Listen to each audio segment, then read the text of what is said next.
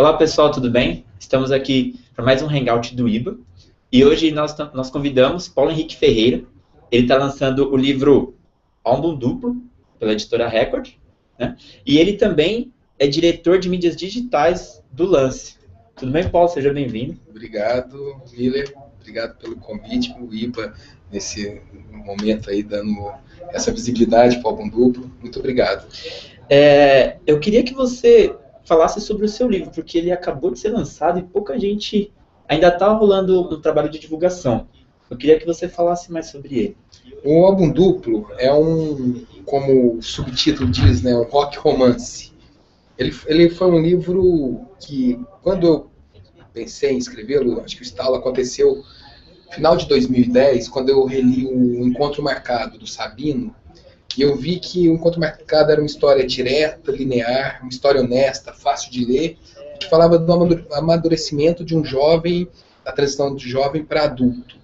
E eu vi que tinha espaço para um livro atual sobre esse mesmo tema, faltavam outros encontros marcados, por assim dizer, também com essa proposta de uma leitura de um tema denso, porém num estilo leve, e juntando com a questão do rock, porque também eu vi que tinha espaço para ter rock romance no Brasil. A gente tem Nick Hornby, a gente tem outros autores, tem uns livros muito legais lá fora, e no Brasil, por incrível que pareça, não tinha algo assim, pelo menos com grande visibilidade. Então, eu unindo esses dois conceitos, e a história estava mais ou menos amarrada na minha cabeça, eu vi que era possível, tinha chegado a hora de eu escrever um bom livro, um livro legal, que eu gostasse de ler e que ocupasse um espaço na literatura brasileira com personalidade e com rock and roll. Então acho que é um pouco o resumo do conceito do livro, o Álbum Duplo. Certo. O Marlon, né, que é o nosso protagonista, ele é uma figura icônica, né? E de onde que você tirou a inspiração para falar sobre ele, para escrever sobre ele dessa maneira tão profunda? Acho que o Marlon, já me falaram que ele é um anti-herói, então acho que eu concordo assim, com essa personalidade forte dele. Eu acho que ele, de certa forma, representa um pouco de cada do universo masculino, então representa um pouco de nós, homens. Claro, tem um pouco de mim, tem um pouco de amigos, de conhecidos, muito do Lou Reed, que é uma espécie de muso inspirador do Marlon Rio Grande. Então foi um personagem que, com esse mosaico, deu para construir um personagem que fosse forte e que eu meti o pé no acelerador sem dó para que ele fosse realmente marcante, e acabou sendo esse anti-herói aí, acho que as pessoas, sobretudo os homens, se identificam com a trajetória dele, dessa virada de chave. Sim. O que eu achei muito interessante é que logo no começo do livro, você disse que a sua história será mais bem compreendida por pessoas maiores de 21, mas que você faz questão de que elas pelo menos escutem a playlist desse livro, né? Eu queria que você falasse um pouco sobre essas músicas e por que elas te marcaram tanto e são tão importantes para nós.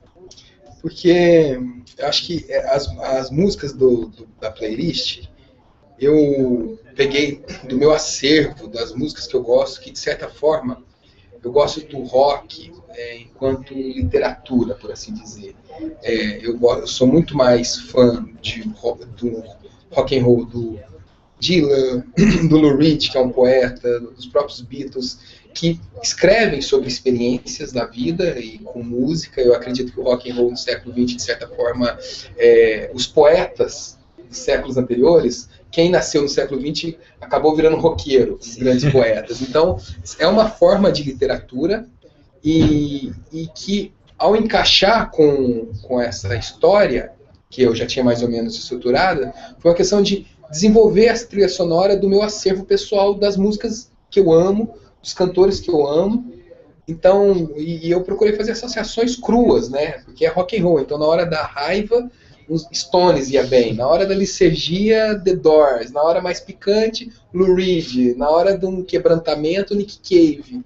E foi, de certa forma, foi uma trilha sonora em tempo real, porque ela ia encaixando com a história. Foi muito legal. Então foram 51 músicas, mas que foram naturalmente espalhadas ao longo da narrativa. Tanto que cada capítulo tem uma, se eu não me engano, entre 4 e 5 músicas. 5, 6, eu acho. E em alguns momentos, eu li o livro escutando a playlist. Em alguns momentos, elas se encaixam perfeitamente quando termina uma música e começa outra. Isso é sensacional, sabe? Exatamente esse ponto que você falou. Cada momento dele, do Marlon e da namorada, da Marcela, eu achei isso sensacional. Mas e como que você fez para escrever? Você escreveu a história e depois encaixou as músicas? Não, foi durante. E eu sentia mesmo que, obviamente, não foi cronometrado, não foi uma coisa muito milimétrica, mas cada situação que o Marlon entrava, e as músicas ajudam ele a responder, né, algumas questões que ele se coloca, durante a narrativa você acabava tendo que desenvolver, né? Eu tinha que desenvolver, e eu sacava que ia ser mais ou menos o tempo da música. Então, a música ela é espalhada ao longo da história de uma forma natural. É claro que não é intencional. Eu acho que, por exemplo, o Desolation Road, do Bob Dylan, que tem 9 minutos, provavelmente quebra ali, né? Mas, de alguma maneira, elas respeitam um tempo ali, um intervalo, que é a própria reflexão ali do Marlon enquanto ele está lá tendo as crises dele, né? Paulo, eu achei muito interessante as citações de Marlon sobre o movimento punk, né? Ele fala que o movimento começou com o fim do hippie, né? Que os hippies se tornaram filhinhos de papais. Queria que você comentasse um pouco sobre isso. Um pouco, essa é a parte que o Marlon está falando sobre essa questão da autenticidade do movimento punk. E ali ali é um resgate, tem um livro chamado Mate-me, por favor, História do Punk, que tem essa teoria que o movimento de amor livre, paz e amor dos hippies, não era um movimento legítimo. Tanto é que o Bob Dylan desprezava, o Lou Reed desprezava os hippies, porque na hora que começou o negócio a apertar mesmo, você não tinha sustentabilidade no movimento, começaram a aparecer esses malucos, tipo Charles Manson, até mesmo a questão da doença, da AIDS, que no Forrest Gump, a namorada dele era uma hippie que morre, ali simboliza a morte do movimento hippie. Nessas horas, os que tinham família estruturada, tinham uma poupança familiar, voltaram para a faculdade, foram se casar, foram ter suas vidas, viraram yuppies em Wall Street, nos anos 80, e aí sobrou uma corja, né, uma corja de pessoas, de garotos de periferia, conjuntos habitacionais, que olharam para o lado e não tinha mais ninguém.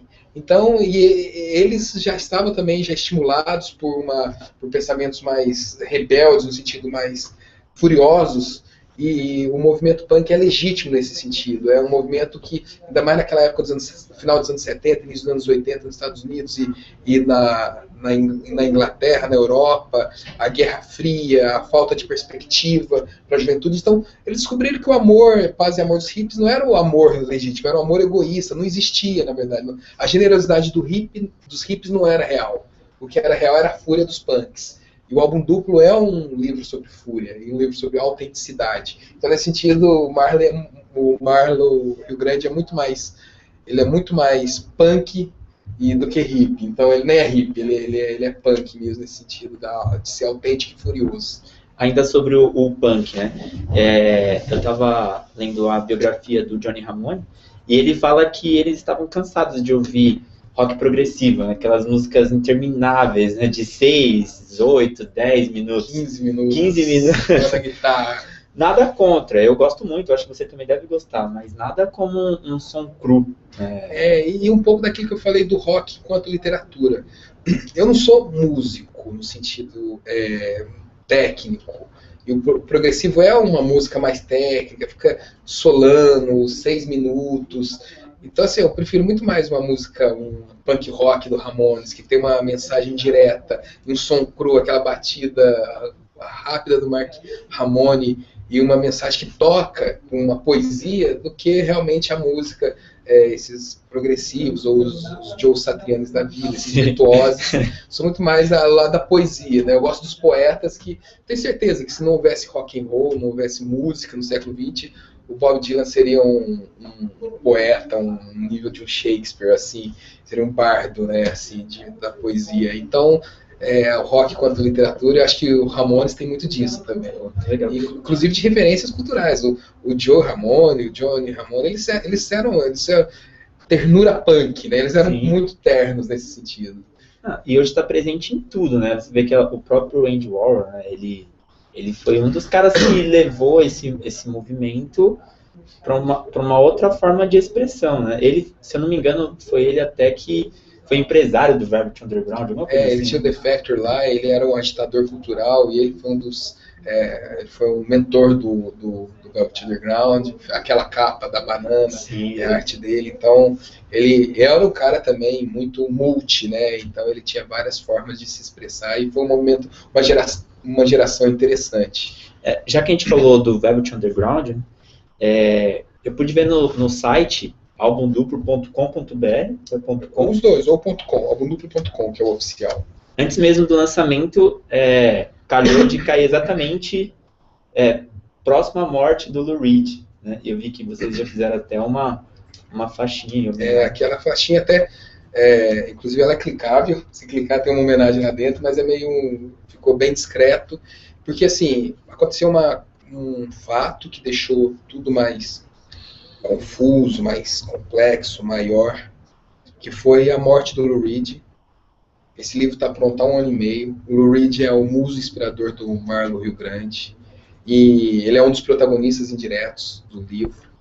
E quando a gente tinha planejado botar no domingo à tarde o site no ar, que era uma semana antes do livro chegar, foi nesse domingo que o Lou Reed morreu.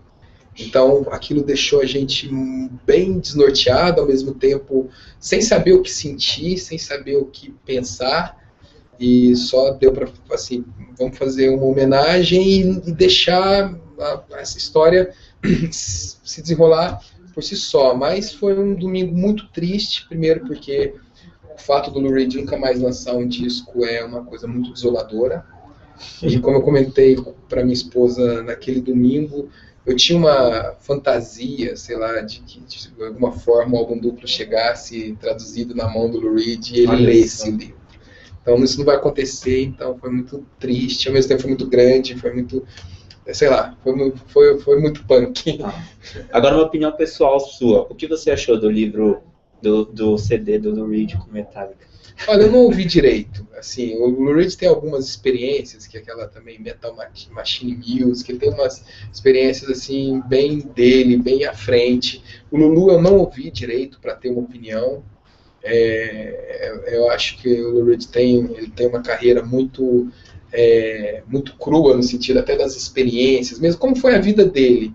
Então, mas eu acho que é um tipo de obra que pro futuro vai ficar. Provavelmente ele estava antevendo outras coisas, e provavelmente é uma obra à la ópera rock, à la quadrofilia do The Who, que são obras que você tem que entrar nela para ouvir. Provavelmente você não vai ouvi-la por entretenimento, você tem que captar o espírito, e eu ainda não consigo, eu ainda não me debrucei na obra.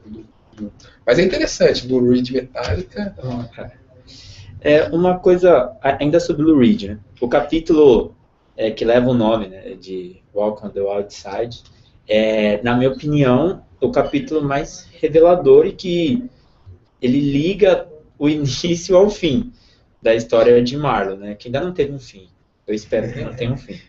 E eu queria que você falasse um pouco sobre isso. Ele fala que, afinal, acima de rótulos, categorias ou clichês, o Lou Reed é o Lou Reed.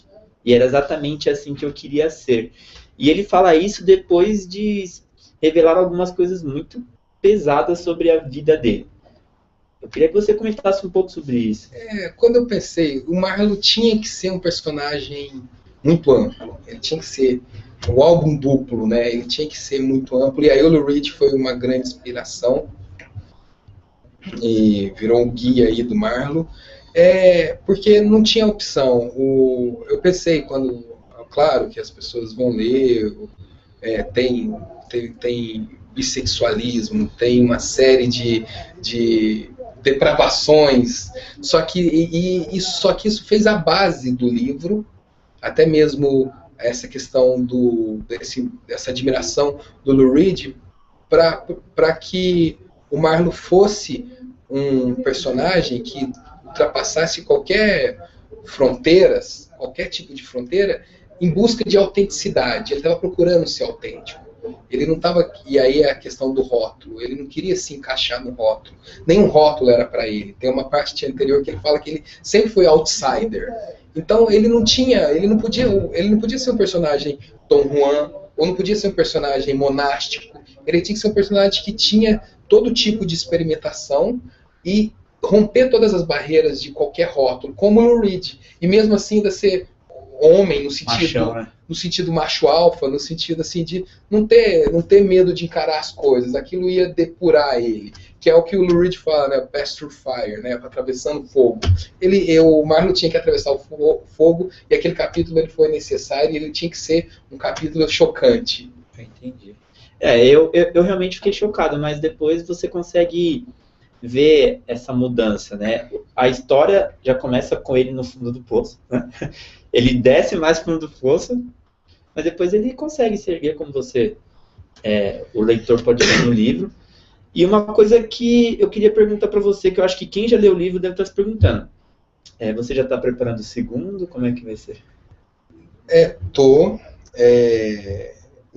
Não vai ser uma continuidade do álbum duplo, como já me perguntam por causa do final, ou do não final, alguma coisa assim, mas de alguma maneira vai ser uma continuidade do mesmo tema que eu acho que não se esgotou nessa minha reflexão sobre virada de chave. O álbum duplo é um livro sobre virada de chave de um indivíduo, de um homem que é jovem e tem que virar adulto.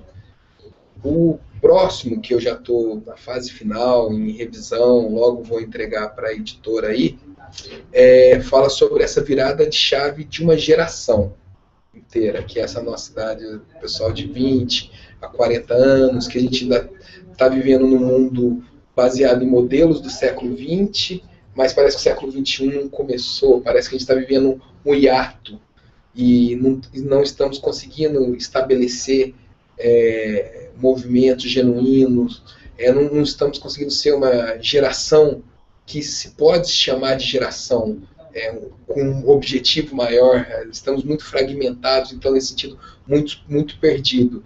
Então vai ser uma história mais complexa, maior, com mais personagens. Eu acho até melhor, eu acho que eu estou ficando surpreso com o resultado, animador, porque ele está até um livro mais maduro, que continua falando sobre amadurecimento, mas não do Marlowe Rio Grande, mas sim de toda uma geração, e eu espero que a gente consiga avançar na edição do livro logo, mas nesse momento eu estou curtindo bastante o álbum duplo, o lançamento e repercussão dele, que eu acho que é a contribuição do Marlowe Rio Grande aí, como um anti-herói da literatura.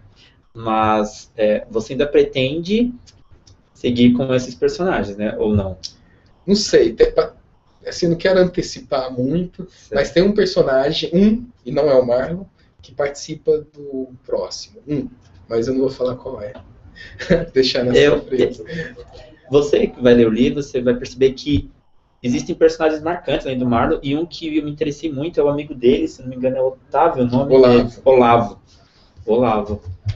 Que é uma espécie de espelho da consciência do Marlowe, né? Ele é um cara que enxerga o Marlowe como o Marlowe só que tem aquela coisa da falta do amor na hora das pessoas falarem umas com as outras, na hora de realmente, ao invés de você tentar ajudar, você acaba julgando.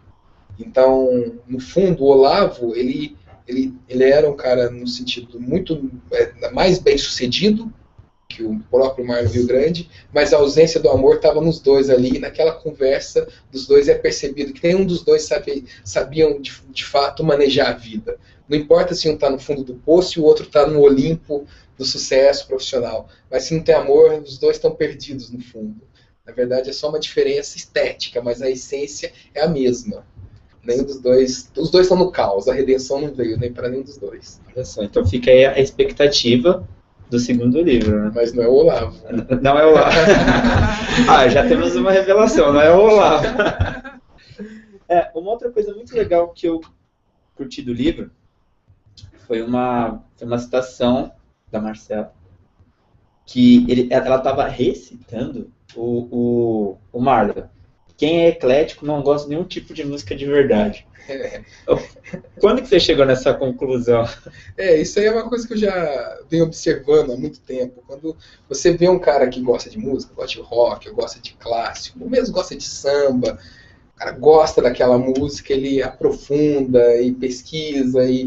Agora, quando você vai conversar com uma pessoa que é eclética, que tipo de música você gosta? Não, eu sou eclético, eu gosto de tudo um pouco. Realmente não gosta de, assim, não aprofunda, não gosta de música, não pesquisa. Então é um pouco que eu sempre observei ao longo da vida, essa questão de ser eclético em relação ao gosto musical. Eu até vejo que, sim, música boa não tem gênero, música boa tá em todos os gêneros, só que tem alguns gêneros que concentram mais músicas boas e outros que concentram mais lixo, por assim dizer.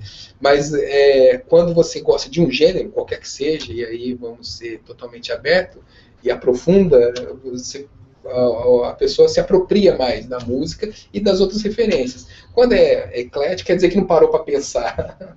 Inclusive você fala que o Belchior também é um roqueiro brasileiro, apesar de ser brega, né? Mas o Belchior é fantástico, eu sou fã rasgado do Belchior. Eu acho que ele tem uma trilogia, tem um disco chamado Morte e Gloss, O Medo de Avião e o Alucinação, que é uma trilogia que, se fosse em inglês e em qualquer país aí, ou Inglaterra, Europa, né, que produz música rock and roll em inglês, seria cultuado. Acho que a gente tem a barreira, o português é uma barreira mesmo, né? Mas o Belchior, ele tem lapsos assim, de genialidade muito, muito grandes e músicas profundas com uma poesia inquietante. Então, quando você pega Como Nossos Pais e ouve ele narrando uma poesia sem refrão, e é uma reflexão, é um estouro de reflexões e com uma música muito boa por trás, é um Bob Dylan nacional e universal, né? Porque ele fala desde a questão mais profunda da filosofia até a marca da camisa no batom, assim, então ele agrada a vários públicos. O que era sensacional. Agora, para finalizar, eu peguei uma parte aqui que você fala assim que Marlon, né?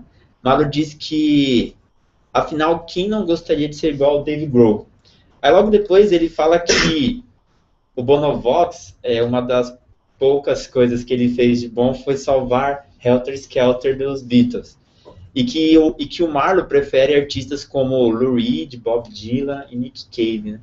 Por que essa distinção? O que esses artistas como Lou Reed, Bob Dylan, Nick Cave fizeram muito mais que Bono e Dave Grohl? Acho que você pegou uma parte legal que conta muito do caráter e, no fundo, do âmago da história. O Marlon, ele não tinha condição de julgar ninguém. Ele era réu, ele estava perdido, ele já era condenado. Então, a pessoa que é condenada, ela se identifica com outros condenados. Ela é uma vez pecadora, uma vez nesse lado, ela consegue, e aí ela desenvolve a compaixão. Então, Bob Dylan já teve momentos de fundo do poço, Lou Reed nem se fala, Nick Cave, que vem para o Brasil se tratar de drogas, de problemas com drogas. Então, nesse sentido, é a turma dele, de pessoas que já foram perdidas e que não tem capacidade de chegar a ninguém, diferente do Grohl, do Bonovox, que são caras perfeitos.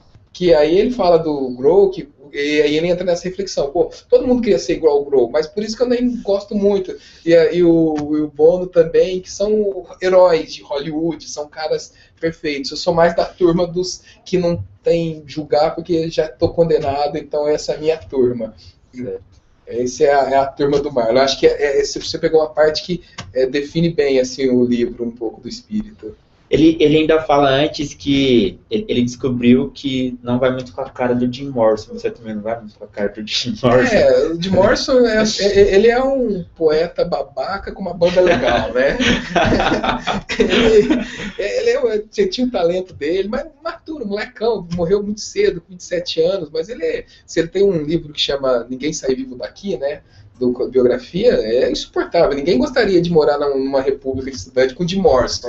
É o cara mais chato. Mas ele tinha uma banda muito boa do lado dele, e ele teve umas boas músicas, e tanto é que acaba que The Doors tem uma importância no livro, né? Tem uma importância. Mas o Jim Morrison, apesar de gostar tal, mas ele tem essa coisa do babaca mesmo, e que o Marlon vê isso claramente, assim. Poxa, que legal. É isso aí, pessoal. Nós acabamos de conversar com o Paulo Henrique. Obrigado por ele ter vindo. Obrigado pela oportunidade. Parabéns aí pelo trabalho no IBA, e espero que vocês gostem aí, os leitores do IBA gostem do álbum duplo. E no albumduplo.com tem um formulário ali para quem quiser dar feedback, entrar em contato comigo. Então, está à disposição, e nas redes sociais também. Sim. É isso aí. Até a próxima, pessoal. Espero que vocês tenham gostado.